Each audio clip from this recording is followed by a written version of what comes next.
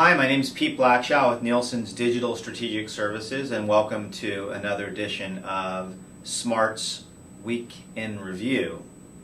I'm not sure how to quite begin the events of the past few days, but social media, user-generated content has been in high velocity and form, especially across the election issues. I think we've all learned a number of lessons about the power, the trajectory, the viral impact of CGM and social media.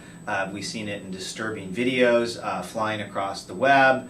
We've seen it in Wikipedia updating itself sometimes upwards of 500 times in a single day. We've seen it in the form of sometimes 50,000 messages or tweets flying across Twitter in a single hour. We've seen it in the cross-fertilization of Twitter commentary or video commentary from YouTube into the traditional media. We've seen it in the morning talk shows on Sunday, interviewing editors from the Huffington Post that have been aggregators of the content. The key takeaway, lots of learnings from this. No specific white paper. This is an event that's still unfolding.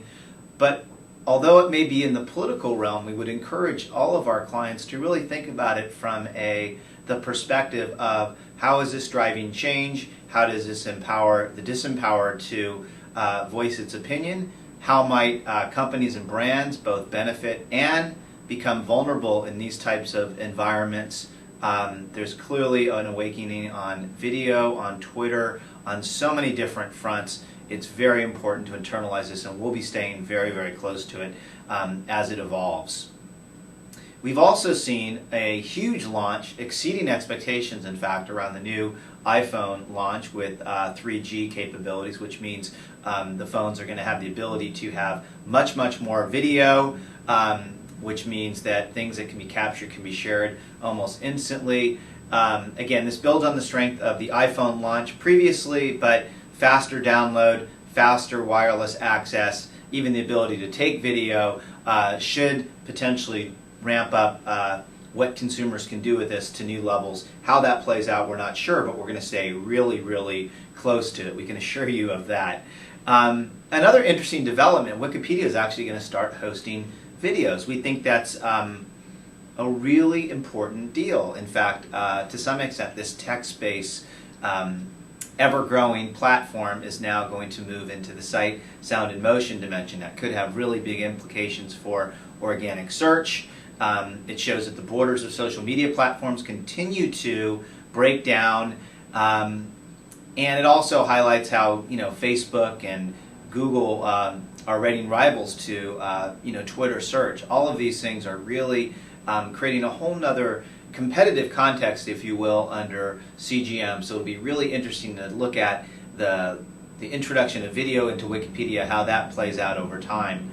One last note on Twitter. I know we've heard a lot about it in the last few days for very good reasons, but it continues to grow faster than just about any web service out there. Unique visitors rose nearly 1,500%. I repeat, 1,500% year on year to 18.2 million visitors, according to Nielsen Online data.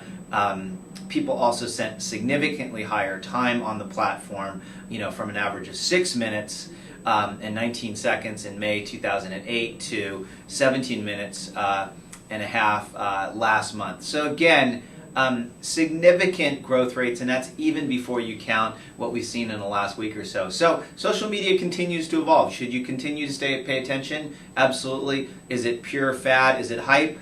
Maybe a little bit, but these growth curves are really tough to ignore. Your brand is implicated. We're going to continue to stay really on top of these developments with the Social Media and Advocacy Roundtable. My name is Pete Blackshaw with Nielsen Online Digital Strategic Services. Stay smart. We'll be back with you next week. Thanks.